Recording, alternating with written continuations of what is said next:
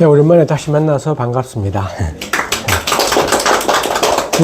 우리 함께하는 교회 이 공동체 8주년 예배에 초대해 주셔서 저한테는 참 무한한 영광이고, 생각해보면 지난 8년간 거의 1년에 한 번씩은 제가 여기 와서 뭔 말씀을 나누었는가를 살펴보니 거의 1년에 한 번씩은 왔던 것 같습니다. 제가 뭐라고 이렇게 매년마다 초대를 해 주신 게 참 생각해보니 영광이고, 뭐 신기하기도 한 게, 이 8년만이 아니라 다들 내수동교 시절도 아는 분들일 텐데 어째 이분들은 시들지가 않지. 이 정도 꼴을 보고 살았으면 시들시들 할 것도 같은데, 이렇게 생생하게 그때 그분들이 다 계셔서 참 복된 일인 것 같습니다. 모쪼록 8년, 80년 힘들 것 같긴 하지만 하여튼 간에 잘 버텨가시면 좋겠습니다. 제가 오늘 나누고 싶은 것이 홍수입니다. 우리 고대 온 세상을 덮은 홍수 이야기는 겁나 흔한 이야기이지요. 특히 고대 중동 지방에도 이런 것들이 여럿 있습니다. 가령 구약 성경이 시대보다 훨씬 오래된 수메르 신화에 보면 지우스드라 이런 신화가 있습니다. 우리 인터넷에 검색하면 다 나오는 그런 지우스드라라는 수메르 신화에 보면 인류를 파괴하는 홍수를 신들이 결정했고, 근데 그 가운데 주인공인 지우스드라 이런 사람은 커다란 배를 만들어서 홍수에서 살아남고, 홍수 끝난 다음에 배에서 내려서 신들에게 제사를 드렸더라 이런 내용이 있습니다. 원체 남아있는 분량이 많지 않아서 많이 훼손돼서 모든 내용이 있진 않지만 남아있는 요만큼만 들어도 노아 홍수 이야기랑 솔찬히 비슷하구나라는 걸 알 수가 있지요. 또 들어보신 적이 있을지요. 이 길가메시 서사시 이런 것도 있습니다. 거기 또 역시 신들이 노여워서 온 땅에 홍수를 내렸고, 이걸 또 누군가는 미리 알게 되어서 커다란 배를 만들고 그 배에 가족, 친척, 들짐승 이런저런 동물들을 태웠고, 홍수 끝난 다음에 이 물이 다 빠졌나 확인하느라 비둘기 날려보내고 제비 보내고 까마귀 보내고, 마지막에 까마귀가 안 돌아오니까 물 다 빠졌구나, 배에서 내려서 제사드리고. 이건 정말 이 노아 이야기랑 매우 흡사한 것이라고 할 수 있겠습니다. 길가메시 서사시에서 신이 왜 이렇게 홍수를 내렸는지는 명료하지 않습니다. 이 본문에 보면은 이 죄 때문이다 라고 나와 있는데, 근데 다른 신들이 항의를 해요. 죄 때문에 내린 거라면 그러면은 인간이 완전히 멸절하지는 않게 정도를 조절했어야 되는데, 이렇게 전부를 멸절시켜버리는 홍수를 내리다니 이거는 말이 안 된다며 다른 신들이 주신에게 항의하기도 하고 이런 것이 있습니다. 해서 수메르 신화든 이 길가메시 이야기든 인류를 휩쓴 홍수 이야기, 그리고 그 내용은 창세기 노아 홍수 이야기랑 굉장히 비슷한데 차이가 있다면 왜 홍수가 내렸지, 이 부분에 있어서는 지우스드라에는 안 나오고 길가메시에는 죄 때문인데 너무 과했다 이런 정도가 나와 있더라지요. 이 지우스드라, 수메르 신화랑 길가메시의 공통점이 있다면 이 전부 다 죽었던 홍수 속에 살아난 사람이 있지 않습니까? 그 대신에 그 사람은 홍수를 이겨내고 살아난 다음에는 영생을 얻어요. 신의 반열에 올라서 영생을 얻었더라 이렇게 되죠. 사실 이 두 개의 신화, 수메르 신화랑 길가메시의 공통점은 정확하게 창세기 홍수 이야기하고는 완전 다르죠. 창세기에 이 노아는 홍수 끝난 다음에 인정받지 않아요. 오히려 홍수 전에 인정받아서 홍수 끝난 다음에 노아에게 어떤 하이라이트 이런 거 있지 않고요. 노아는 결코 영생 같은 건 얻지 않고요. 구약성경 전체 어디에서도 단 한 번도 안 나오는 게 영생을 얻은 사람들 이야기 이런 것들은 구약에 전혀 나오지 않지요. 그 점에서 제가 늘 나누는 거지만 우리 구약성경에 사실 주목할 거는 구약에서 자꾸 영생 찾고 부활 찾고 할 게 아니라, 길가메시에도 수메르 신화에도 고대 이집트에도 그렇게 내세에 대한 관심이 많았는데, 창세기는 왜 이렇게 창세기뿐 아니라 구약은 왜 이렇게 관심이 없는가? 그거야말로 사실 우리가 가진 신앙의 정말 중요한 점이겠다 싶습니다. 오늘 그게 우리 할 일이진 않습니다. 창세기가 이 고대의 흔했던 홍수 이야기하고 차이가 있다면 제가 생각할 때 가장 큰 차이가 뭐냐? 왜 홍수가 임했는가에 대해 창세기는 거창하다는 거. 지우스드라나 길가메시는 왜 홍수가 임했는가가 명료하지 않아요. 뭐 흐릿해요. 근데 창세기는 굉장히 또렷하게 홍수의 원인을 다루고 있더라라는 것입니다. 그거 오늘 같이 나누어 보려고 하는 것입니다. 우리 오늘 읽었던 말씀에 6장 11절 말씀에 그렇게 되어 있지 않습니까? 그때 온 땅이 하나님 앞에 부패하여 포악함이 땅에 가득한지라. 뭐 이렇게 설명되어 있습니다. 우리말로는 전혀 인식할 수 없지만 이 11절은 딱 두 개의 문장, 그때라는 말은 히브리 말엔 없고 해서 온 땅이 하나님 앞에 부패했다, 포악함이 땅에 가득했다. 딱 두 문장인데 이 두 문장 전부 다 수동태입니다. 주일 아침에 할 소리는 아니지만 왜 수동태라는 게 우리말은 수동태가 없지요. 한글 문법은 수동태가 없고 그래서 우리 글쓰기 할 때 수동태로 글을 쓰면 다 지적받아요. 이런 글은 이해를 어렵게 하기 때문에. 근데 영어나 뭐 영어 내가 전 세계 오늘 제가 모르겠고요. 영어든 독일어든 그 다음에 우리 신약의 그리스어, 구약의 히브리어는 다 수동태가 있습니다. 아마 그리스어가 수동태가 있으니 라틴어에 생겼을 거고 유럽 언어들에 생겼을 거다 싶습니다만 영어나 이런 언어에서 혹은 뭐 히브리어에서 수동태를 쓰는 까닭이 뭔가요? 여러분들은 히브리어를 모른다 하더라도 영어가 왜 수동태를 쓰냐 하면 가령 내가 그를 죽였다. 하필 예를 들어도 그런 내가 그를 사랑했다. 내가 그를 사랑했다 할 때 그를 목적어를 강조하고 싶은 거예요. 그러면 그는 나에게 사랑받았다. 이러지 않습니까? 우리말로는 이렇게 쓰지 않아요. 근데 영어가 이렇게 수동태를 쓰는 까닭은 이 목적어가 되는 놈, 요거를 앞으로 빼내서 강조하고 싶을 때 이런 식의 수동태를 쓰더라는 겁니다. 11절 역시 히브리어로 수동태입니다. 그럼 수동태로 왜 쓰느냐? 그래서 주어로 나온 게 이 땅입니다. 그래서 이 문장은 사실 11절은 그 땅이 하나님 앞에 부패하였다. 우리말로는 부패하였다지만 하여튼 히브리어는 수동태 동사라서 그 땅이 하나님 앞에 부패되었다. 그리고 그 땅이 폭력으로 가득 찼다. 해서 땅을 강조하고 부각시키고 싶어서 굳이 수동태로 표현한 것이죠. 우리 개역이 부패라는 단어를 썼습니다만 우리 쉬운 표현으로는 썩었다. 뭐 썩다, 썩었다 이런 것이죠. 해서 땅이 하나님 앞에 부패했다라는 건 그 땅이 하나님 보시기에 썩어 빠졌다. 완전히 썩어 빠졌다. 뭐 이쯤이겠습니다. 그 다음에 이 11절에 포악함이라는 것이 있지만 저는 늘 개역 성경은 포악이나 포학을 겁나 좋아해요. 이 개역 번역한 분들이 혹은 대한성서공회가 좋아해서 줄기차게 포악, 포학 뭐 이렇게 표현하지만 이 히브리 말로 하마스입니다. 갑자기 오늘날에 우리 하마스가 뭐 굉장히 우리한테 다가와 버린 현실이 되었습니다만 뭐 히브리어나 우리 구약의 히브리어가 현대 아랍어에도 굉장히 많이 남아 있습니다. 그래서 아랍어는 고대 세머 가운데 유일하게 지금도 살아남아 있는 세머이다 보니 아랍어 안에 히브리어랑 겹치는 게 굉장히 많지만 그 가운데 하나가 이 비극적인 하마스인 거죠. 하마스의 뜻이 violence, 폭력입니다. 폭력인데 개역 성경은 하마스를 늘 포악이라고 번역해요. 제가 이 떨떠름한 게 포악은 성품입니다.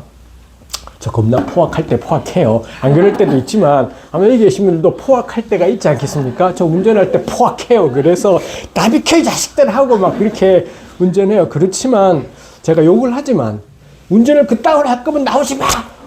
그렇게 급했으면 어제 가지! 뭐 이런 말을 이렇게 하지만 그렇다고 제가 그 차로 딴 차를 박아버리거나 뭐 사람을 치고 이렇게 하지 않습니다. 그래서 성품으로서의 포악, 우리가 예수님 말씀 마음의 음욕을 품은 자마다 가늠한 거다. 예수님이 경고하시는 것입니다만 천지차입니다. 마음의 음욕을 품은 것하고 실제로 여성에게 동의 없이 이런 성적인 행동을 한 건 어마어마한 천지차. 절대로 이거는 동일시할 수가 없는 것이지 않겠습니까? 우리 포악해요. 그렇지만 그게 실제로 자행된 폭력하고는 천지차이일 겁니다. 해서 저는 개혁 성경에 개인적으로 성경 보시다가 포악이나 학이 나오면 전부 다 폭력이라는 것, 절대 성품 문제가 아니라 그 못된 성품은 니도 있고 나도 있는데 바깥으로 드러나서 뭔가를 이웃에게 못된 짓을 한 것, 이다라는 거죠. 그 이름을 가진 게 지금 우리 팔레스타인의 이 무장단체로 하마스라는 단체가, 우리는 팔레스타인의 독립을 위해 폭력 쓰겠다라고 작정하고 있는 단체이겠습니다. 기본적으로는 신체에 가하는 폭력, 그게 하마스이겠습니다만, 당연히 이 정신에 가하는 폭력으로서의 조롱, 모욕, 부당한 대우, 구약에도 그렇고요. 이 모든 것들을 다 포함하는 의미가 폭력이라는 겁니다. 결국 11절은 노아 시대 때 이 폭력이, 온 땅이 폭력으로 가득 찼다, 이렇게 말하는 거죠. 그러면은 폭력으로 가득 찼다라는 게 서로 때리고 맞고 또 때리고 그러고 있나 싶지만, 곰곰이 생각해보면 우리가 명료합니다. 폭력이 가득한 세상은 반드시 모두가 나빠서 서로 때리고 있다가 아니라 명확해요. 센 놈이 이기는 세상입니다.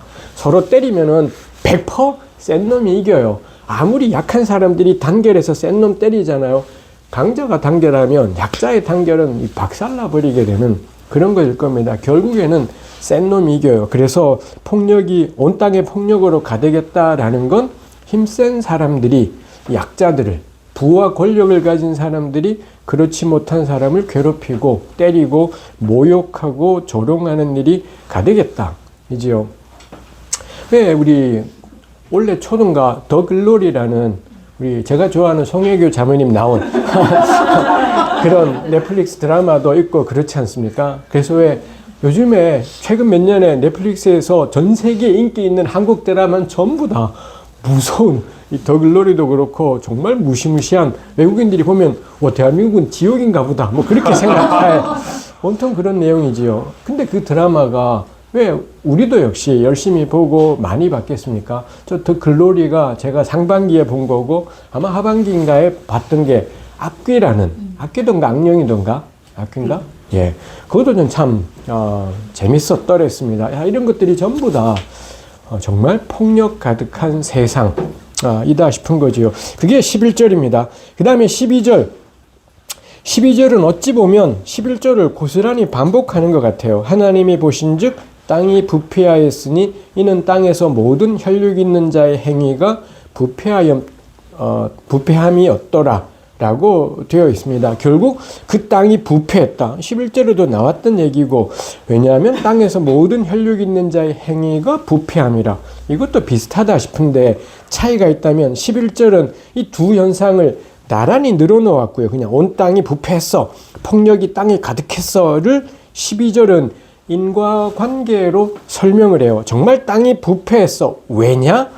땅에서 모든 혈육 있는 자, 사람이죠. 사람들의 행위가 부패하기 때문에 땅이 부패했다라고 해서 11절과 11절은 거의 같은 이야기를 하지만 인과관계를 이야기하는 게 있습니다. 거기에 행위라고 12절에 번역된 게 있는데 히브리어 단어로는 길이라는 단어입니다. 이것도 우리가 납득이 되지만 이 고대 이스라엘 사람들은 인생 혹은 사람들의 행실을 길이라는 단어로 표현해요. 너의 길이 옳지 않다. 결국엔 너의 행실이 틀렸다라는 것을 이렇게 길로 표현하고, 여기도 마찬가지이죠. 그래서 개역이 이 길이라는 걸 행위라고 이렇게 번역했습니다만, 오늘도 우리가 저도 그렇고 여기까지 오면서 무수히 우리는 선택을 해요. 이번 이쪽 길로 갈지 저쪽 길로 갈지, 혹은 우리 인생의 길에서도 이런 선택을 할지 저런 선택을 할지, 우리 함께하는 교회도 지난 8년간 이런저런 선택들을 그때그때마다 했을 거고요. 우리가 안 가본 길의 결론이 뭔지는 모르지만 하여튼 수많은 선택이 쌓여서 지금 요거 되어 있는 것이 있지 않습니까? 그 점에서도 이 모든 혈육이 있는 자의 모든 사람들의 행위가 부패하다 가 있죠. 행위를 가리키는 히브리말 단어들이 여럿 있습니다. 근데 하여튼 여기서는 그 여럿 있는 단어들 가운데 하필이면 길이라는 단어를 선택을 했다라고 저는 생각이 돼요. 그래서 땅에 살아가는 사람들의 그 무수한 선택과 결정에 따른 삶이 부패했다라는 거고 썩어 빠졌다라는 거고 그러자 결국 땅이 부패했다 이지요. 해서 땅이 무슨 잘못이 있어서 그렇지 않지요. 그 위에 살아가는 사람들의 선택이 부패했기 때문에 그래서 땅이 썩은 것 이겠고요. 그리고 그걸 11절에서는 그 사람들의 길이 썩었다라는 것을 11절은 폭력이라고 이렇게 딱 단언해서 이야기하죠. 그래서 힘이 지배하는 세상, 더 가지고 더 지닌 게 모든 걸 결정해버리는 세상. 그래서 너나 할 것 없이 얼마나 더 힘이 더 있어야 된다 싶고 심지어는 남을 섬기기 위해서라도 정의를 위해서라도 힘이 필요해. 뭐 이런 세상. 전 그게 11절이 이야기하는 폭력이겠다 싶고요. 그리고 그렇게 폭력에 기반한 선택들은 어떤 결론을 가져오느냐? 결국에는 땅을 썩게 한다 싶은 것입니다. 해서 11절의 두 문장을 수동태로 표현해서 땅을 강조한다 라고 했습니다만 이렇게 수동태로 표현해서 또 다른 효과가 있다면 왜 그럼 땅이 썩었냐? 그건 사람들의 길이 선택들이 썩었기 때문에 그렇다라는 거고요. 그 다음에 그런 사람들의 선택이 썩었다라는 것의 의미가 뭐냐? 폭력이다. 뭐 이렇게 이야기하지요. 요 11절, 13절 우리 오늘 본문입니다만 여기에 줄기차게 반복되는 단어가 있죠. 제가 보니 땅이라는 단어가 거의 매 구절마다 나와서 요 세 구절에 땅이 6번이나 반복이 되었고요. 그 다음에 포악함, 폭력이라는 단어도 11절에도 한 번, 13절에도 보니 하나님이 노아에게 이르시되 모든 혈육 있는 자의 포악하니 폭력이 땅에 가득했다 해서 폭력도 2번이나 반복되었고요. 그 다음에 또 하나 반복된 표현이 부패입니다. 부패라는 표현이 4번 여기에 반복되어 있습니다. 한 번은 11절에 있고요. 또 한 번이 12절에는 2번 있죠. 땅이 부패, 행위가 부패. 근데 4번입니다. 그럼 마지막 한 번은 어딜까요? 이 11에서 13절에 부패하다라는 표현이 히브리 말이 4번 쓰였는데 개역성경이 3번은 부패라고 번역했고요. 나머지 한 번은 다른 말로 번역했습니다. 뭐였을까요? 어느 단어였었을까요? 13절 끝에 하나님이 노아에게 이르시되 이 사람의 폭력이 땅에 가득함으로 그 끝날이 내 앞에 이르렀으니 내가 그들을 땅과 함께 멸하리라. 멸하리라가 정확하게 12절 끝에 행위가 부패함이었더라고 똑같은 동사입니다. 그래서 그걸 연결시키자면 모든 사람의 행위가 썩어 빠지게 되니 하나님이 그들을 땅과 함께 썩어 빠지게 하시리라. 행실을 곧다우로 하니 하나님도 그 땅을 곧다우로 하리라. 너네들이 살아가는 게 썩어 빠졌으니 내가 너네와 함께 땅도 썩어 빠지게 하겠다. 뭐 이렇게 표현되는 셈인 거죠. 뭐 이렇게 같은 동사를 12절과 13절이 쓰고 있구나를 생각하니 이게 하나님의 홍수 심판이라는 게 뜬금없거나 갑작스러운 게 아니라 이 성경의 구약과 신약의 줄기찬 원칙 행한 대로 받으리라 가 있지 않습니까? 너네가 그렇게 썩어 빠진 행실을 해서 땅을 썩게 했으니 나는 너희들을 썩어 빠지게 하겠다. 너희가 그렇게 하니 내가 그렇게 하리라 해서 이 홍수 심판은 새롭지 않습니다. 새롭거나 갑작스럽거나 그런 것이 아니라 뿌린 대로 거두리라, 행한 대로 갚으리라, 네가 한 대로 네가 받으리라. 이 성경이 줄기차게 이야기하는 너가 대접한 대로 너가 대접받으리라. 우리 이 원칙은 구약에도 있고요. 신약에도 예수님께서도 고스란히 말씀하셨지 않습니까? 아니 그 원칙이 관철되어 있구나 싶은 것입니다. 결국 그래서 이제까지를 생각해 보면 사람들의 썩어 빠진 행실이 그들이 살아가는 땅을 썩어 빠지게 했고 그리고 그 결과 그 땅을 살아가던 사람들도 썩어 빠지게 되겠구나. 행실이 땅을 썩게 하고요. 땅이 썩게 되니 사람도 썩게 되겠구나. 라는 겁니다. 이걸 요즘에 우리 지구와 연관해서 표현하면 이 지구 땅에 살아가는 사람들의 길, 어마어마한 선택과 결정이 원체 폭력적이다 보니 사람이 살아가는 땅, 지구죠. 지구가 썩어 빠지게 되고 그 다음에는 무슨 일이 있나요? 지구 위를 살아가는 사람들이 썩어 빠지게 될 거다. 즉 멸망하게 될 거다라는 거죠. 이거 딱 뭔가요? 기후 위기입니다. 그러지 않습니까? 사람들의 선택들이 썩어 빠지자 땅이 썩어 빠지고 그러니 그 다음은 새롭지 않습니다. 뜬금없고 갑작스러운 게 아니라 당연히 그 땅에 살아가는 사람들의 생존 자체가 썩어 빠지게 되는 것이지요. 특히 이렇게 하나님이 땅과 사람을 썩어 빠지게 하는 수단이 뭐냐? 홍수예요.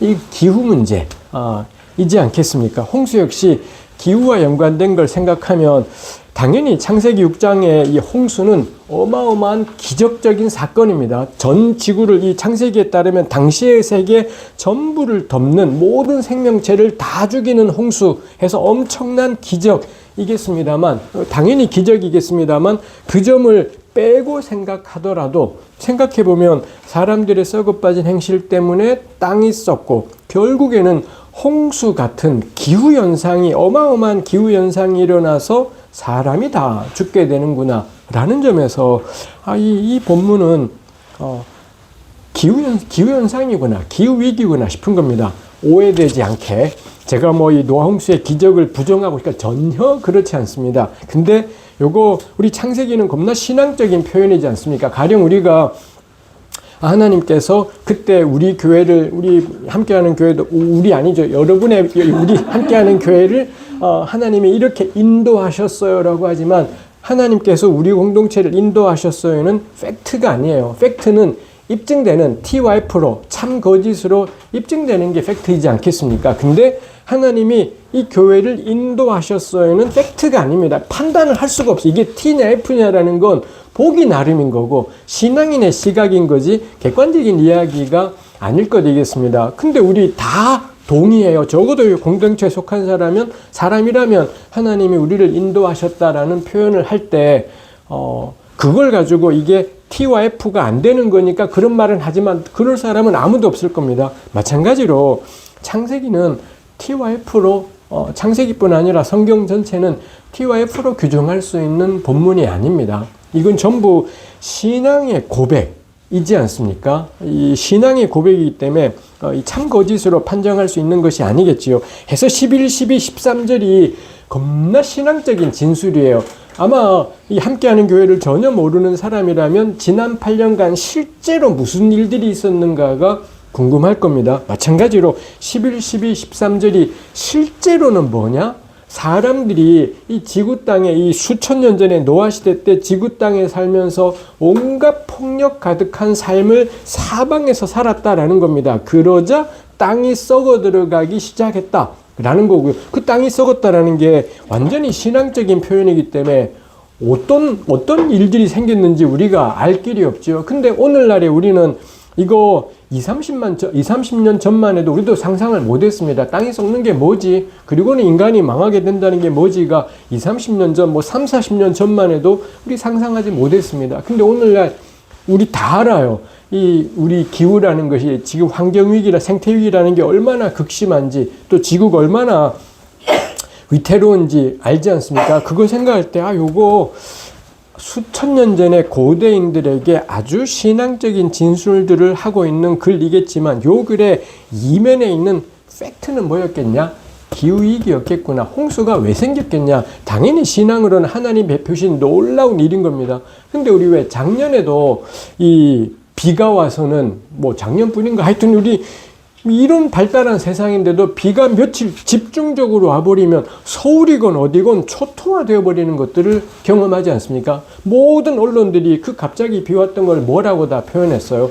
기후위기라고. 지금까지의 결과로 생겨난 기후위기로 이런 이 자연재해들이 생긴다라는 걸 이야기하지 않습니까? 그렇다면 저는 이 홍수 이야기가 사실은 기후위기였구나 싶은 것입니다.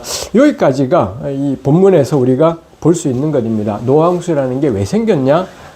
사람들의 폭력적인 행실, 사람들의 무수한 선택들, 길에서 하는 선택들이 다 폭력적이었고 그게 땅을 썩어 빠지게 만들었고 그러자 하나님은 그 땅과 함께 땅을 썩게 만든 그 사람들을 썩어 빠지게 하겠다. 이게 11, 12, 13절이 이야기하는 것입니다. 이제 여기까지가 본문인 거고요. 그 다음부터 이제 제가 하려고 하는 건 여기까지는 뭐 본문 자체에 대한 분석이고 그 다음부터는 이제 잔머리인 겁니다. 여기까지 본문을 분석하고 생각을 한 다음에 이게 우리한테 무슨 의미일까? 이제 막 이리저리 잔머리를 굴리는 것이지요. 뭐 이거 역시 이건 저의 오늘 그 다음부터 나누는 건 제 잔머리인 거고요. 잔머리 많이 굴리면 머리 다 빠진다는데 하여튼 간에 그 다음은 우리 함께하는 교우들 역시 여기까지 본문 의미를 깔고 우린 그럼 무슨 묵상을 해볼 수 있을까 싶습니다. 저는 두 가지 여기까지를 가지고 두 가지를 저에게 다가온 것이 있었습니다. 아까 첫머리에 도입했던 것처럼 고대 중동 신화랑 창세기 홍수 이야기랑 가장 두드러진 차이가 뭐 영생 이야기는 빼고 죄에 대한 초점입니다. 지우스드라의 길가메시의 죄에 대한 언급이 또렷하지 않은데 그래서 그거 읽으면은 우리 온라인상으로 이 길가메시는 다 최소한 영어로는 다 번역이 되어 있고요. 출판된 책을 뭐 고대 근동문화 선집 뭐 이런 책을 찾아보면 길가메시도 다 한글로 번역되어 있습니다. 그거 보면 우리 대번에 느껴요. 여기 등장하는 신들은 왜 이렇게 허접하지? 신들이 걸핏하면 변덕이고요. 그래서 변덕스러운데 능력이 만땅이에요. 우리 딱 떠오르는 양아치 같은 대통령이 떠오르기도 하고 그렇습니다만 이 모조리들은 능력이 없어야 되는데 모조리인데 능력이 있어요. 그럼 정말 재앙이죠. 딱 길가메시를 읽어보면은 정말 허접하다라는 생각이 있습니다. 근데 창세기에서는 하나님의 변덕이나 하나님의 자기 권능을 마음대로 휘두르기이지 않습니다. 창세기의 모든 초점은 홍수는 왜 생기냐? 폭력이다라고 이렇게 규정하고 있는 거죠. 아니 폭력이 문제라니 지구 역사 이래 약육강식이 아니었던 적이 있나? 언제나 센 놈이 이기는 건데 언제나 강한 놈이 모든 걸 다 차지하는 게 너무 당연하고 그거는 공기처럼 너무 당연한 건데 근데 창세기 6장은 특이하게도 그것 때문에 홍수가 일어난다. 그것 때문에 하나님이 온 땅을 엎어버리신다라고 이렇게 선포하고 있더라라는 것입니다. 해서 제가 그 근동신화를 중동신화를 생각하고 창세기를 보면서 창세기가 왜 이 길가메시 같은 이런 중동신화보다 훨씬 더 뛰어나지? 누가 읽어도 명료합니다. 누가 읽어도 이 길가메시보다 창세기가 훨씬 더 깊고 뛰어나요. 왜 창세기 이야기가 정말 더 온전하다라고 여기지? 하나님 말씀이니까. 이건 우리끼리 통하는 이야기일 겁니다. 우리끼리야 구약은 하나님 말씀이고 길가메시는 옛날 전설이니 뭐 그러겠습니다만 객관적으로는 당연할 겁니다. 읽어만 봐도 길가메시보다는 창세기 홍수 이야기가 훨씬 더 올바라요. 이 신의 변덕이나 신의 제멋대로 능력 휘두르기보다는 이 창세기처럼 수천 년 전의 시대를 배경으로 하는데도 온 세상에 가득한 폭력, 사람들의 무수한 잘못된 선택과 결정으로 가득한 길에 대한 비판, 뭐 이런 점에서 확연하게 중동 신화랑 고대 중동 신화랑 차이가 나더라라는 것입니다. 제가 주목하게 되는 게 결국 창세기의 가치는 뭐냐? 우리한테는 하나님 말씀이다 이걸 겁니다. 이거 우리끼리 통하는 이야기 빼고 그럼 사람들은 이 신앙 요거 빼고 창세기하고 길가메시를 비교할 때 길가메시는 허접 창세기는 뛰어나의 근거가 뭐냐? 그 이야기가 담고 있는 가치에서의 차이입니다. 길가메시는 인류에게 그닥 주는 가치가 없어요. 고대 중동 신화와 종교체계 뭐 이런 걸 이해하는 데는 도움이 되고 고대 문헌이 어떻게 형성되는지 이런 거에는 도움이 되지만 그 이야기가 전하고 싶은 가치 이런 신화를 어떤 공동체가 간직하며 살 때 뭘 어떻게 살라는 거지? 근데 창세기 6장 이 6장에 나와 있는 창세기의 홍수 이야기를 보면서 여기에서는 어떤 걸 말하느냐? 그 가치 자체가 다르더라는 겁니다. 객관적으로는 창세기가 누가 읽어도 이거 정말 자신 있는 이야기죠. 누가 읽어도 창세기가 훨씬 더 올바르고 진보적인 가치관이 담겨 있더라. 전 그게 창세기의 가치라고 생각해요. 제가 진보적이라는 말을 쓰지만 정치 집단하고는 무관하지요. 제 생각에는 전적으로 제 생각입니다. 국민의힘이란 정당이 원체 개쓰레기이기 때문에 민주당이 진보 같아 보여요. 그렇지만 민주당은 털끝만큼도 진보하고는 상관이 없는 양아치 같은 집단이라고 생각합니다. 우리가 보통 진보적이다라고 표현할 때는 정당 이념이 아니라 뭐 정치와 연관된 것이 아니라 인간을 존중하는 사고, 인간을 존중하고 가난하건 약하건 누구건 간에 기본적으로 인간답게 살아갈 수 있는 세상을 바란다라는 것. 전 그게 진보적이라는 말이 기본적으로 가지고 있는 의미다 싶어요. 그래서 진보할 때 따라 나오는 게 인권이 나와요. 사람의 존엄이라는 건, 인권이라는 건 경제적인 수준이나 뭐 육체의 질병 여부나 혹은 뭐 민족이니 이런 거 아무 상관없이 사람이기 때문에 마땅히 누려야 되는 기본적인 삶에 대한 존중. 그래서 여기 따라 나오는 게 자유라는 개념도 나오는 거죠. 이것도 역시 마찬가지겠습니다.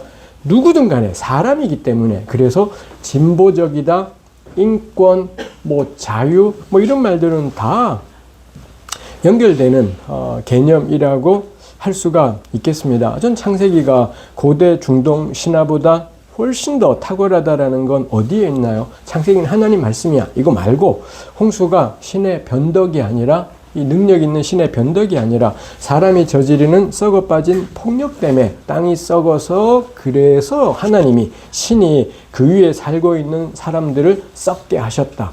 이런 내용이 훨씬 더 진보적이기 때문에 저는 창세기가 더 중동 신화보다 낫다 싶은 거죠. 오늘날 우리 신앙도 저는 마찬가지다 싶습니다. 예수님 믿는 신앙은 어떤 점에서 좋은 것인 걸까요? 저한테는 이제 불교나 이슬람교나 타 종교가 저에게는 이제 큰 관심의 대상이 아니게 되었습니다. 뭐 제가 고1 때 예수 처음 믿은 이래 늘 부닥쳤던 게, 왜 예수만 믿어야 되지? 왜 예수만 구원이지? 이게 늘 저에게 있었었고, 예수만이 길이다. 산에 올라가는 길이 수십 개가 있지만 그 중에 하나가 기독교야. 그렇게 생각하지 않고 산에 올라가는 유일한 길이 예수 그리스도야. 예수님은 길이고 진리고 생명이야. 예수 외에는 길이 없어가 저의 늘 마음속에 있었던 것이지만, 그리고 지금도 그게 저에게 있지만, 더 이상 저는 불교가 틀려야 예수님이 길이라는 생각은 없어져 버렸습니다. 불교가 맞건 틀리건 기독교가 옳은 건 불교역해서는 하나도 해결되지 않아요. 이슬람교를 깔아뭉갠다고 내가 믿는 신앙의 유일한 진리인가는 조금도 납득할 수 없는 것이겠다 싶습니다. 이 창세기와 중동신화를 비교하면서 창세기가 중동신화보다 뭐가 낫지? 하나님 말씀이니까 이건 우리끼리 통하는 얘기고, 그럼 객관적으로 뭐냐? 담아내고 있는 가치가 훨씬 더 진보적이구나. 그 진보적이라는 게 그 누구건 인간답게 살아갈 수 있는 세상에 대한 지향이더라는 거죠. 그렇다면 오늘날의 기독교 신앙의 의미, 가치는 어디 있나요? 예수를 믿어야 구원받을 수 있어. 우리끼리 통하는 이야기입니다. 저는 그 이야기 세상에 하지 마라 싶은 겁니다. 기독교는 왜 쓸모가 있냐? 더 진보적이냐? 과연 오늘날의 기독교는 다른 어떤 종교보다, 혹은 아무 종교를 안 가진 사람들보다 더 진보적이냐? 더 진취적이냐? 더 약자에 대해서 더 따뜻하냐? 이게 없다면 더 진보적이지도 않고 더 진취적이지도 않고, 누구든 간에 죄인이든 병자든 뭐 누구든 간에 그 사람들을 향해 좀 더 따뜻하지 않다면, 그렇다면 그 신앙은 왜 필요하지? 그런 가르침이 지구 땅에 존재해야 될 필요가 어디에 있는 거지? 좀 모르겠다 싶은 생각이 드는 것입니다. 하여튼 저는 그런 생각이 이 말씀을 보면서 들었더랬습니다. 전 여전히 예수만이 길이고 진리고 생명이라고 믿고 있습니다. 그렇지만 그건 제 믿음인 거고요. 전 기독교가 왜 필요한 것인지는 이것만이 내세를 우리에게 주기 때문에 저에겐 더 이상 설득력이 별로 안 생겼습니다. 이걸로 우리가 세상에 말할 수는 없겠다. 여전히 예수님을 전하고 예수 믿으세요라고 하겠지만, 저는 우리가 한국 사회 안에서 혹은 세계 안에서 우리 기독교는 어떻게 우리가 진취적인지를 저는 증언하지 않는다면, 그게 드러나지 않는다면, 누군가가 예수를 믿게 되었는데 그래서 생겨나는 삶의 변화가 이전보다, 예수 믿기 전보다 더 진보적으로 되고, 다시 한번 오해가 없기를, 진보적이 정당을 말하는 것이 결코 아니고요. 하여튼 좀 더 진보적이 되고 진취적이 되고 따뜻해지지 않는다면 그 변화는 의미가 없을 거다 싶은 것이 있습니다. 그 다음에 두 번째, 이 본문을 가지고 궁리를 하면서 이 창세기 6장은 지금과 같은 과학기술의 시대와는 정말 까마득하게 먼 옛날 이야기입니다만, 이 창세기 6장은 이 홍수라는 기후위기로 인한 종말의 원인을 폭력이라고 이렇게 규정하고 있는 겁니다. 이 두 번이나 이 폭력이라는 말을 사용하면서, 그리고 그 폭력이라는 게 아까 했던 것처럼 결국 센 놈이 이기는 세상, 강자가 자기 입맛대로 만들어가는 세상, 그러다 보니 이 폭력 가득한 세상은 100% 약자나 가난한 자도 살기 어렵게 되지요.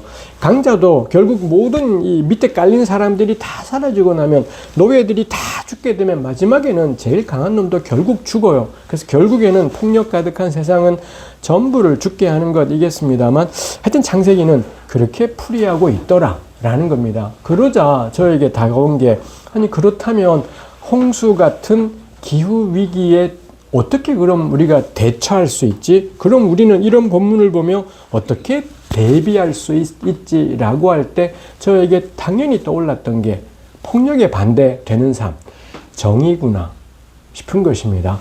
지금 우리한테 필요한 것은 이 하나님께서 마침내 홍수로, 여기는 홍수라고 했지만 홍수가 본질이지 않습니다. 홍수의 본질은 기후위기인 겁니다. 사람들의 못된 선택으로 인해 땅이 썩고, 그로 인해서 상상할 수 없는 자연재해가 생긴 것이기 때문에 기후위기를 대처하는 최고의 방법은 뭔가요? 저는 창세기 6장은 정의로운 삶이라고, 폭력에 반대되는 삶이다라고 말한다라는 거죠. 텀블러 사용한다고 될 게 아니라, 저도 텀블러 들고 다녀요. 늘 그렇지만 전기 아껴 쓴다고 난리쳐서 될 게 아니라 폭력이 지배하는 세상을 반대하는 것, 센 놈이 전부 다 차지하는 세상, 공부 잘하는 사람들이 모든 걸 다 차지하고 좋은 학교 나왔다고 전부 누리는 세상, 이거 반대하는 게 기후위기에 대처하는 유일한 길인 겁니다. 이것만이 이 다가올 어마어마한 재앙으로부터 이 세상과 인류를 지키기 위한 노력인 거지요. 그래서 폭력에 반대하는 정의로운 삶은 그저 옳고 바른 일 정도가 아닙니다. 지구가 썩지 않게 만드는 가장 빠르고도 유일한 길이 정의로운 삶이구나 라는 것이지요. 그래서 약자들도 안전하게 살아갈 수 있는 세상은 그냥 바람직한 세상이 아닙니다. 그냥 참 그랬으면 좋지 않겠나 이지 않습니다. 유일한 길이에요. 지구를 지킬 수 있는, 이 땅에서 우리가 생명을 이어갈 수 있는 유일한 길이다 싶은 거지요. 제가 속한 일산의 교회, 우리 주보에도 나와 있습니다만, 우리 교회는 언제부턴가 한 몇 년 됐습니다만, 가장 마지막에 이제 모든 수조가 다 끝나고 목사님의 축도 있기 직전에 교우들이 함께 고백하는 문장이 있는데, 그 문장 가운데 언제나 약한 자를 도우시며 항상 정의의 편에 서십시오, 이런 표현이 있습니다. 저는 이게 너무 중요한 표현이다. 언제나 약한 자를 도우시며 항상 정의의 편에 서는 것, 이거 기후위기에 정면으로 맞서 살겠다라는 그런 의미이겠다 싶습니다. 문제는 우리의 모든 신앙의 초점은 구원에 있다는 겁니다. 예수 믿고 구원받는 것, 여기에 모든 초점이 있다 보니 여전히 저도 역시 그런 신앙에서 시작했고, 제가 구약을 계속 공부하면서 생각이 계속해서 바뀌어가고 달라져 가는 것이 있지만, 여전히 저의 저 깊은 곳에도 결국 구원이 관건이다, 예수 믿고 구원받는 것이 있는 거죠. 근데 이런 신앙, 예수 믿고 구원받는 신앙은 내 사는 세상이 다 파괴돼도 상관없어요. 나 예수 믿고 구원받는 거기 때문에 지구가 내일 멸망해도 아무 상관없습니다. 예수 믿고 구원받는 거, 우리한테 정말 좋은 건 저 하늘에, 저 천국에 우리의 모든 소망이 있고, 하나님 우리를 새하늘과 새 땅에 살게 하실 겁니다. 그러니 이 구원에 집중하는 신앙은 필연적으로 뭐라고 말해도요, 기후위기에 관심 없어요. 생태위기에 근본적으로는 관심이 없습니다. 왜냐하면 우리의 모든 초점이 구원에 있기 때문 이다라는 것이지요. 해서 전 이게 작은 문제는 아니겠다. 아마 오늘날의 대부분의 이 교회들이 기후위기에 대해서 이야기도 하고 강조도 할 겁니다. 전 근원적으로는 개신교 교회는 기후위기에 대해서 도움이 안 될 거다 싶은 게 있습니다. 왜냐하면 우리 신학의 근본 체계는 구원에 있어요. 모든 게 구원에, 모든 문제가 구원에 다 이 몰빵이 되어 있기 때문에 이 개신교 교인들이 한국 사회에 점점 많아지는 게 우리 한국 사회의 기후위기를 해결하는 데 도움이 될 거냐 안 될 거다. 기후위기에 대응하는 핵심이 정의로운 삶인데 우리 개신교 교회는 정의로운 삶에는 결국에는 도움이 안 될 거다. 왜냐? 신학 자체가 구원에 초점을 둔 신학 자체가 그럴 수가 없게 만들고 있다 싶은 것이 있지요. 그렇지만 뭐 오늘 우리 살펴본 창세기 6장에서도 우리에게 다른 것을 말하지 않습니까? 이 인간들이 지구에 대해서 못된 짓을 하게 된 가장 큰 원인 중에 하나가 성경이기도 하죠. 창세기 1장에 하나님은 땅을 다스리라, 땅을 정복하라, 뭐 이런 말씀을 하셨지 않습니까? 그 창세기 1장 28절에 정복하라가 지난 2000년간 교회가 이거 가지고 난리법석을 했었습니다. 정말 땅을 정복하는 것.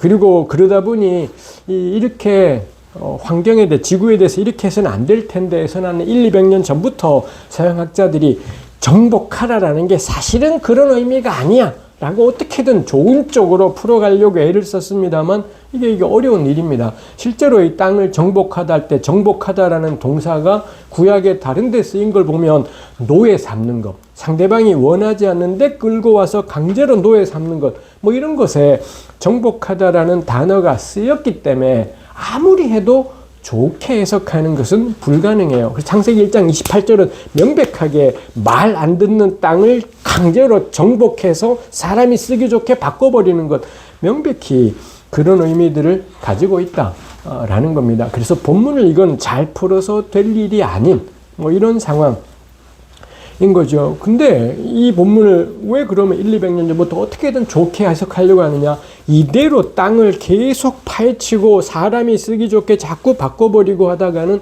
전부 죽겠구나 싶은 생각이 생겨나기 때문에 이 본문을 바꾸려고 하는 것들이, 본문의 이 동사의 의미를 어떻게든 좋은 쪽으로 바꾸려고 하는 이런 것들이 있겠습니다만, 전 이거 우리가 인정해야 된다. 구약 성경 안에 폭력적인 언어들이 있구나라는 거고요. 근데 그 의미가 강제로 정복하라가 분명히 있는 겁니다. 근데 지금은 더 이상 그래서는 안 되는 세상이 되었습니다. 그러면은 정복의 의미가 정말로 창세기에는 이런 의미로 되어 있지만, 이거는 이런 고대의 상황 때문에 그때는 정말 자연보다 사람이 훨씬 작았던 때지요. 그러니 거센 자연에 대해 정복하라 표현할 수 있겠지만 지금은 더 이상 그렇게 해서는 안 된다.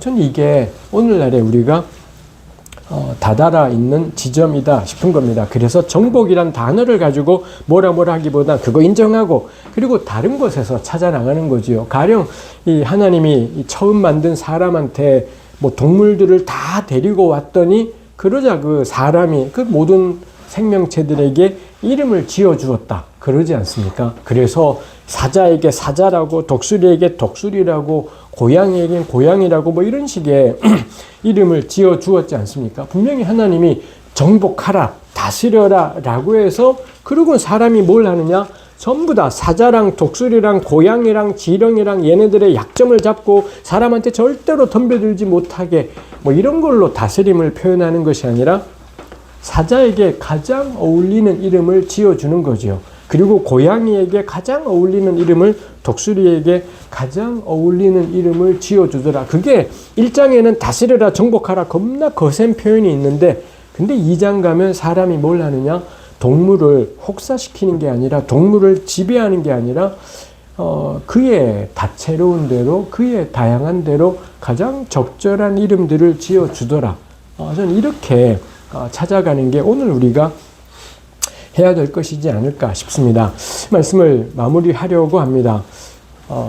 기후위기가 요즘 뭐 굉장한 일이죠. 온실가스, 탄소 뭐 이런 것들이 문제이죠. 왜 이거 역시 저도 역시 10년 전만 해도 한 번도 들어본 적 없던 지구의 온도가 올라가고 있다 그러지 않습니까? 그래서 이 산업화일의 지구 온도가 굉장히 올랐고, 그래서 1.5도가 지구 온도가 산업화 이래 1.5도가 안 높아지게 하려고 전 세계가 난리법석을 떠는 게 있습니다. 근데 벌써 2021년에 1.1도가 올랐다 그러고 2025년이면 1.5도가 오를 거다.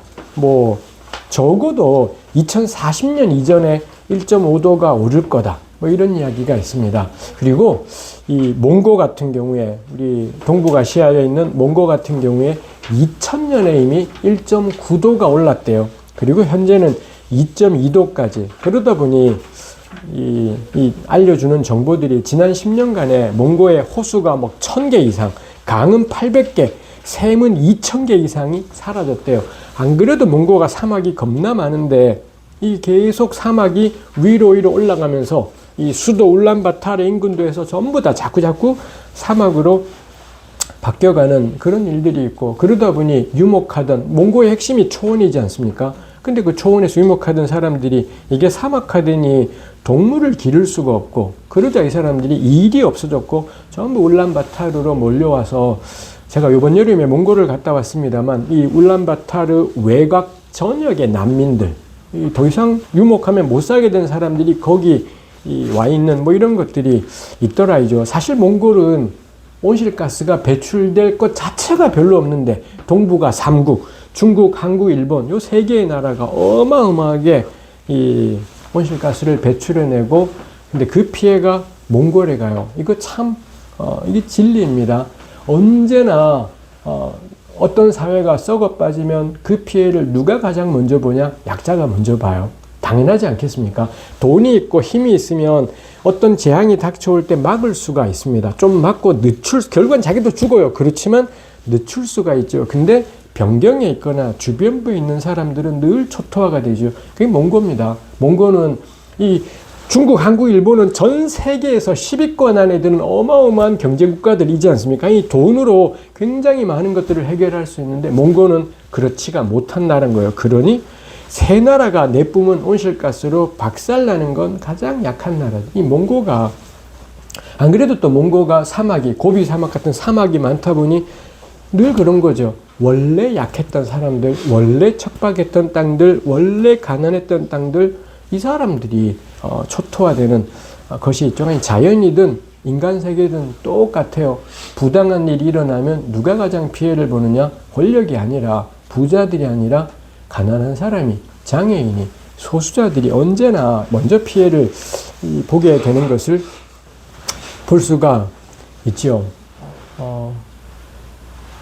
이거에 대해서 더 절망적인 것도 많습니다. 어떤 분들은 이제 기후위기 연구하고 생태 연구하시는 분들은 뭐 저 같은 경우는 그런 생각이에요. 이 개인이 텀블러 열심히 쓰는 건 의지의 표현입니다. 붙어 싸우겠다는 의지의 표현이고 소용은 없어요. 아무리 쓴다고 한들 단 한 톨의 변화를 만들어낼 수는 없을 겁니다. 다만 의지의 표현인 것 이겠습니다. 그래서 필요한 게 뭐냐? 정부 차원에서, 국가 차원에서 뭘 하지 않으면 아무 소용이 없다. 이러기 때문에 개인이 못해요. 반드시. 근데 우리는 지금 지난 대선에도 뭐 기후위기는 하나도 이슈가 아니었고요. 내년에 총선이 있습니다. 이런 식으로 가다가는 내년 총선에도 기후위기는 하나도 이슈가 되지 않은 채 이 국민의힘이나 민주당이나 자기네들끼리만 아무 쓸모도 없는 걸로 치고받고 우리 정말 망하게 될 겁니다. 그래서 어떻게든 우리 정부가 기후위기 문제에 국가적으로 대응하는 것만이 길이겠다 싶은데, 꽤 많은 생태학자들은 소용없다라고 생각을 해요. 국가 차원에서도 더 이상의 할 수 있는 일은 없을 거다 해서 꽤 많은 분들이 늦어도 2070년 이전까지는 우리는, 인류는 지금까지 5번 멸종했다는데, 수만 년 전부터 해서 6번째 인류의 멸종이 아마도 2070년까지는 이루어질 거다. 2070년의 끝이라면 그 이전 몇십 년간은 초토화가 되어가고, 아까 나눈 것처럼 약자들부터, 가난한 나라부터, 대한민국 안에서도 가난한 사람들부터 박살이 나고 마지막에는 다 죽는 것 이지요. 이게 적지 않은 생태 전문가들이 가지고 있는 생각이래요. 이제는 국가 차원에서도 더 이상은 할 수 있는 일이 없을 거다. 뭐 이런 생각까지 있는 것이지요. 말씀을 마무리하는 것입니다. 이게 노아 시대입니다. 이게 노아 시대가 우리는 글쎄요. 노아는 어떻게 세상이 끝날 거라는 걸 믿을 수가 있었을지 모르겠습니다. 제가 이런 이야기를 나누지만 저 안에 여전히 겁나 있는 게 예수는 안 믿고 설마를 믿어요. 설마 그럴까? 여전히 제 안에 그런 마음들이 남아있는 것이 있습니다. 그래서 저희 교회 청년부들도 그렇고 결혼을 안 하려고 하고 결혼하기로 해도 자식을 안 낳겠다라고 마음먹는 청년들이 점점 많아져요. 정말 이렇게 기후위기가 된다면 지금 결혼해서 아이를 낳으면 그 아이의 삶이 초토화될 텐데 지금 아이를 낳는 건 무책임이다. 이렇게 생각하는 20대, 30대들의 수가 나날이 늘어가고 있는 것이다라는 겁니다. 이게 우리 앞에 있는 것이죠. 해서 창세기 본문을 다시 생각해요. 홍수와 같은 기후위기는 왜 오는 것입니까? 사람들의 폭력이 온 땅에 가득하게 되자 그러자 땅이 썩어 들어가요. 그러자 땅이 썩어 들어가니 당연히 이 땅 전체의 생태계가 문제가 생기면서 홍수 같은 혹은 다른 방식의 어마어마한 자연재해들이 들이닥치게 될 거고요. 결국에는 폭력을 저지르던 모든 사람들이 다 죽게 될 것. 이게 창세기 6장 11에서 13절이 이야기하는 겁니다. 여기에 우리는 신앙으로 하나님이란 표현을 거기다가 넣었습니다. 하나님께서 홍수로 온 세상을 심판하실 거예요. 뭐 이렇게 우리가 신앙으로 표현하는 것이겠습니다. 그러면 이 다가온 멸망의 시대에, 다가온 종말의 시대에 그럼 지금 우리가 할 수 있는 일이 뭐겠습니까? 창세기가 우리를 초대하는 게 정의로운 삶입니다. 지금 하루하루의 선택, 아까 행위가 길이라고 했지 않습니까? 하루하루의 그 무수한 선택들마다 또 함께하는 교회가 8년을 넘어서 10년, 15년, 16년을 향해 걸어가면서 무수한 길들마다 무수한 선택마다 정의로운 선택들을 하는 것, 약한 사람들도 살아갈 수 있는 세상, 가난해도 기본은 누리며 살아갈 수 있는 세상, 어떤 장애가 있어도 다른 사람들처럼 원하는 곳에 이동할 수 있는 것들을 보장하는 세상, 전 이거를 위해서 애쓰고 수고하는 게 저는 종말의 시대를 살아가는 그리스도인의 자세구나, 교회의 존재 이유구나 싶은 것이 있습니다. 그래서 일상의 정의로움은 미덕이 아닙니다. 우리가 살아갈 수 있는 유일한 길이구나. 다음 세대 우리 아이들이, 우리 손주들이 이 땅을 살아갈 수 있는 유일한 길이 정의구나 싶은 것입니다. 그런 복된 결정이, 복된 선택이 우리 모두에게 있으면 좋겠습니다. 기도하겠습니다. 하나님, 온 땅에 사람들의 폭력으로 인하여서 땅이 썩게 되었고 마침내 하나님이 그 온 땅을 홍수로 썩게 하시는 것을 우리가 봅니다. 그리고 지금 우리가 사는 세상, 누가 보아도 누가 말해도 불의가 가득하다라고 말하는 세상을 살면서 우리가 멸망이 없다고 생각하는 것이 도리어 이상한 것임을 생각하게 됩니다. 하나님, 우리가 하루하루의 선택들 속에, 또한 우리 공동체가 매일의 선택들 속에 우리 하나님 앞에 바르게 서게 하여 주옵소서. 이 끔찍한 세상을 살면서 우리가 어찌 걸어가야 될지 주님 저희를 가르치시며 인도하여 주옵소서. 하나님, 우리 함께하는 교회가 지난 8년을 함께하며 걸어오도록 주님 지켜주셨습니다. 앞으로 걸어가야 될 길들도 함께 걸어가며 좋은 선택하며 서로 격려하며 서로 권면하며 살아갈 수 있게 하여 주옵소서. 예수님의 이름으로 기도합니다. 네. 그리고 저희가 이 시간에 외부 강사님이 오시면 가끔 질문도 하셨던 것 같아요. 그래서 질문을 포함해서 말씀 나눔 시간을 갖도록 하겠습니다. 창세기 6장 가지고 좀 말씀 전해주셨는데, 항상 저희는 이제 시간이 좀 필요하니까 반응하려면 시간이 필요하니까 머리에 있는 생각을 언어로 구체적으로 만들어서 표현한다는 것은 상당한 시간이 걸리는 거죠. 그래서 그 시간에 제가 말씀 주신 거를 다 들으신 거지만 간단히 정리하면, 분석 부분은 이제 앞에 해주신 것 같고요. 특히 이제 마지막에 개인적으로 인상 깊었던 거는 이제 멸하리라가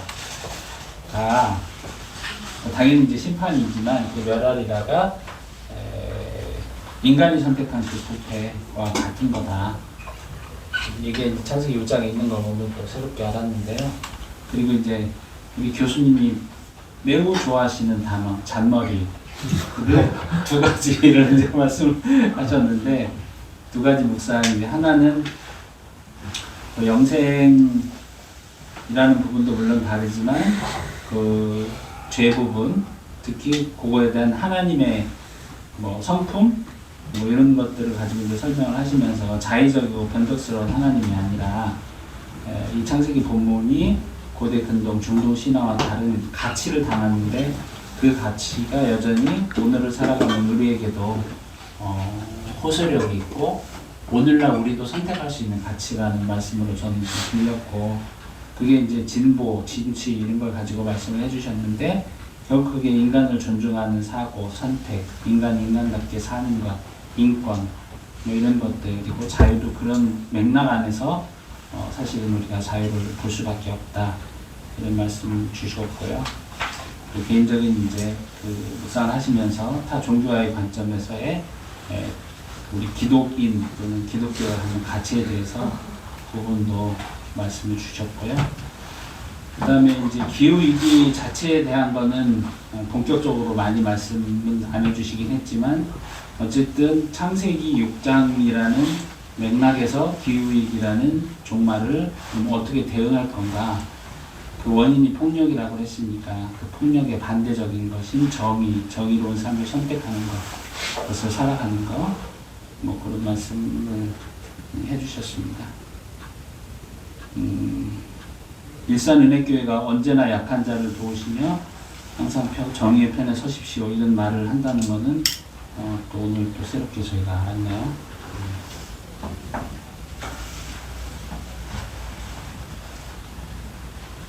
저는 8주년을 맞아서 그 김구지 교수님 말씀 되게 기대하면서 되게 왔는데 되게 감사하게 잘 들었고 저는 항상 저희가 함께하는 교회를 시작하고 지금까지 항상 드는 의문이 새로운 교회가 뭘까? 저희가 내수동교회 사랑하는 내수동교회를 떠나서 이렇게 시작하는 새로운 교회를 시작하고자 왔는데 도대체 뭐가 새로운 걸까?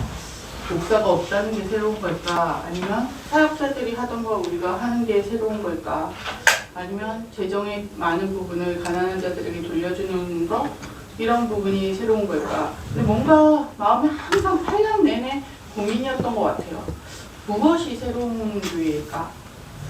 근데 그거에 대한 좀 해답을 100%는 아니지만 좀 들은 것 같고 앞으로 가야 할 길에 대한 좀 생각을 새로운 교회는 이런 거야겠구나 라는 생각을 하게 됐던 것 같고 정말 이 짧은 말씀에서 그런 깊은 묵상이 나오는 게 너무 부러워. 네, 그렇습니다. 설교자가 되고 싶으시군요. 아니에요.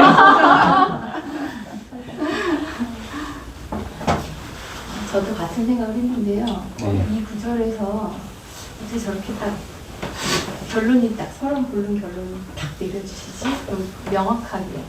그리고 늘 저도 생각했던 게 그리스 로마 신화나 이런 거 보면 너무 비슷한 거예요. 성경과 너무 비슷하고.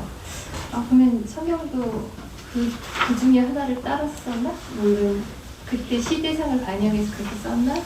뭐 이렇게 좀 헷갈릴 때가 있었는데 아까 말씀해 주신 것처럼 담고 있는 가치가 정말 진보적이냐, 성경은 더 명확하다 이렇게 해주시니까 내가 믿고 있는 게 맞구나 이런 좀 뭔가 동조해 주시는 그 확신? 그래서 그런 거 얻은 것 같습니다.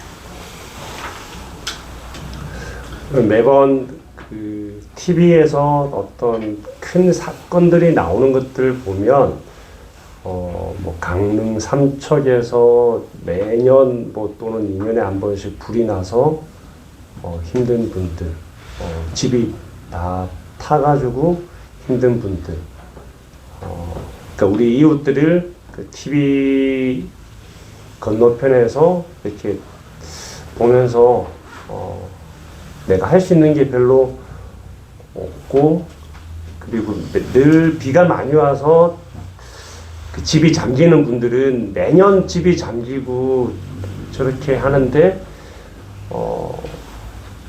자원봉사를 간다든지 이런 부분들에 대해서는 참 또 저도 직장 생활을 하면서 할 수 없는 부분들이다 생각을 하는 부분들도 있고 좀 한계를 많이 느끼는 부분들 같아요. 근데 정작 그런 안타까움들이 있으면서 사실 말씀 주신 것처럼 약자들만 계속 물이 났을 때 피해를 보고 홍수가 났을 때 집이 물이 잠기고 이제 일반적으로 어느 정도 이렇게 이 대한민국에서 살아가는 우리들은 그런 아픔들, 그런 경험들을 하기가 상당히 쉽지 않은 그런 상황인 것 같아서 작년에 비 많이 왔을 때 저희 바로 옆에 근무하는 직원이 집이 물이 잠겼더라고요. 그러니까 제가 아는 사람이 집에 물이 잠긴 걸 사실 몇 번 봤을까라고 생각을 해보면 쉽지 않은 부분들이 있었던 것 같아요. 그래서 난 무엇을 해야 될 것인가? 정치에 나가서 총선에 출마를 해야 될 것인가?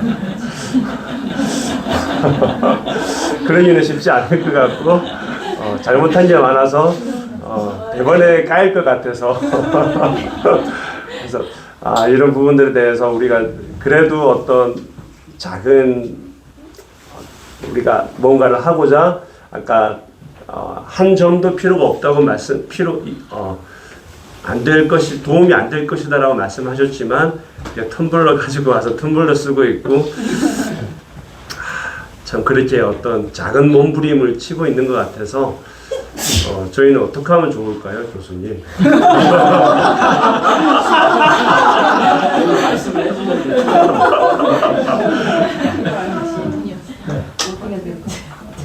저는 그거에 대한 답변을 교수님이 혹시 주신다면 잠깐 그냥 제 나름은 그렇게 해석했어요. 사실 두 가지를 말씀 주신 것 같아요. 기후위기 자체에 대한 대응도 우리가 필요하고 그렇지만 매우 작고 사실은 우리가 선택하는 정의로운 선택이 과연 세상을 바꿀까? 근데 세상을 바꾸는 건 두 번째 문제고 이제 계속 쓰신 단어가 리더과 유일한 길 이 두 가지가 이제 대비를 해주셨는데 어떻게 보면은 이제 우리는 뭐 여러 가지 원인이 있죠. 바쁘다 뭐다 그래서 근데 미덕으로 사실 정의로운 삶을 말하고 선택하는 경향이 있는데 유일한 길이다. 사실은 이거를 이제 우리가 8주년에 정말 묵직한 메시지로 진지하게 받는다면 조금 심란해지죠. 저는 사실 심란해진다고 봅니다. 그래서 그거에 대한 고민이 생기는 것 같고요. 그다음에 저도 이제 뭐 생각들은 많이 들었는데 제가 간혹 그 소개했던 니콜라스 월터스토크의 사인적으로 가난한 사람, 여인들, 이방인, 개, 이런 것들이 이제 구약의 율법의 그 맥락에 흐르는 정의와 관련된 매우 명확하고 일관된 흐름이니까 사실 이제 그것들 우리가 선택할 것인가 오늘 특별히 이제 선택도 말씀을 많이 주셨는데 많은 생각들을 하게 되고 사실 또 이렇게 좀 무겁다기보다는 그냥 묵직하게 많이 좀 다가왔습니다. 시간이 조금 있다면 저도 교수님 어디 편찮으신 건 아니시죠? 얼굴이 좀 야위신 것 같아가지고 살짝 걱정이. 간호사십니까?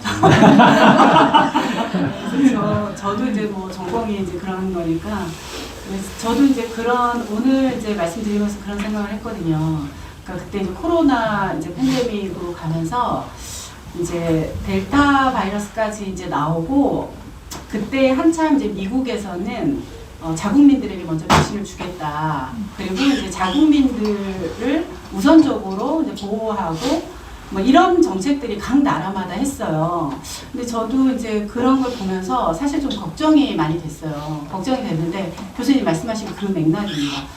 그런 이제 팬데믹 그런 상황이 있을 때 항상 가장 침범을 많이 받는 곳은 그러니까 사회 기반이 보건 환경이나 이런 것들이 매우 열악한 곳에는 정말 굉장히 치명적인 그런 결과들이 오거든요. 근데 사실 이제 그 이후에 오미크론이 남아공에서 딱 시작이 됐을 때 이거 정말 이거 염려해야 되는 이런 것들이 나타났다. 이제 그러면서 굉장히 좀 마음이 슬프기도 하고 정말 이게 내가 가진 자가 내 담을 높이 올려서 나만 행복하고 나만 외부의 어떤 자극으로부터 내가 이제 나를 지키겠다라고 그 이제 옹벽을 쌓아서 나를 올리지만 오스카 와일드의 거인의 그런 거인의 그 집에 봄이 오지 않듯이 나무를 벽을 너무 높이 쌓아서 이제 그렇게 해서 이제 그도 결국은 이제 멸망하게 되는데 결국 나중에 그 동안은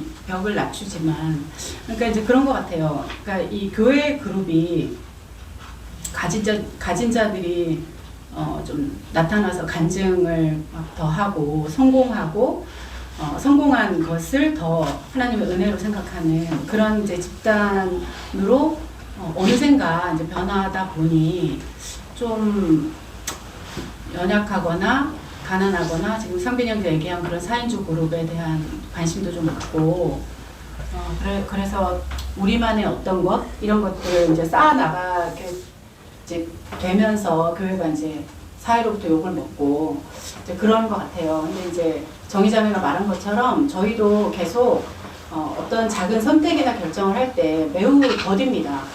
하나하나 걸어가는데 너무 어려워요. 다른 데 같으면 그냥 쑥쑥 갈 수 있는 건데 생각이 다 다르고 그 생각을 정리해서 가기 때문에 다른 사람들은 한 달 만에 할 수 있는 걸 저희는 6개월 동안 가요. 너무 어려워요. 너무 지치기도 하고 때로는 좀 되게 힘이 듭니다. 근데 이제 아까 이제 그 길 얘기하시면서 그 선택과 결정 그런 얘기 하시는데 작은 선택과 결정을 할 때도 홀로 하지 않고 이제 서로의 생각을 좀 들으며 이 길이 우리가 갈 길이야? 이렇게 가는 게 맞아?라고 서로 이제 점검하고 때로는 또 그 길이 틀릴 때도 있었던 것 같아요. 그래서 이제 막 많이 그것 때문에 슬프고 이런 일들도 있었는데 잘 모르겠습니다. 8년 동안 선택하고 결정했던 그 시간들 이제 그런 것들이 이제 쌓여서 우리의 역사가 된 것이고 그 말씀하신 그 암울한 기후 위기에서 할 일은 사실은 없는 것 같은데 그러게 우리의 그 교회의 역사나 교회에 나아갈 바 이런 것들을 이제 어쨌든 좀 좁게 좀 확대해서 생각하지 않고 우리 교회 안에서 좀 좁게 생각한다면 좀 다양한 생각들을 좀 더 듣고 더 이제 이렇게 이제 교수님 말씀하시는 것들을 더 이제 우리가 주의 깊게 생각하면서 어쨌든 작은 몸부림 이런 것들을 해 나가는 그런 공동체로 앞으로 또 1년 후에 또 9주년을 하게 될 그런 것들을 좀 기대하기도 하고요. 그래서 이제 그러면서 이제 저도 일주일 동안 8주년 이걸 이제 생각하면서 8년 동안 우리가 참 어떻게 살아왔나 뭐 이런 생각들을 좀 하게 됐어요. 제가 무슨 말을 하는지 잘 모르겠지만 아무튼 네. 그러니까 작은 선택과 결정 이런 것들 속에서 홀로 하지 않고 함께 했다는 것을 좀 기쁘게 생각한다 뭐 이런 고백입니다. 어쨌든 교수님 말씀해 주셔서 감사하고 또 우리에게는 또 되게 큰 도전이 되는 것 같습니다. 감사드립니다. 저도 짧게 한 말씀만 네. 해요. 우리가 그 박정희, 전두환, 노태우 그 긴 군사 독재 시절 때는 우리가 민주투쟁을 할 때 그 누구도 이건 계란으로 바위치기다, 이건 불가능하다, 민주주의를 이룰 수가 없다라고 했잖아요. 그럼에도 끊임없이 투쟁하고 또 투쟁하고 투쟁해서 민주화를 갖다 이뤄냈잖아요. 그것처럼 지금 한 사람의 나의 어떤 그런 정의 구현은 어떤 큰 변화를 이루는 데는 정말 엄청나게 미약하겠지만 이런 것들이 한 사람 모아져다 보면 민주화를 이뤄내는 것처럼 정의 구현도 이루어낼 수 있지 않을까 그렇게 생각을 해봤습니다. 네, 감사합니다. 혹시 추가로 또 나눠주실 분이 계실까요? 없으시면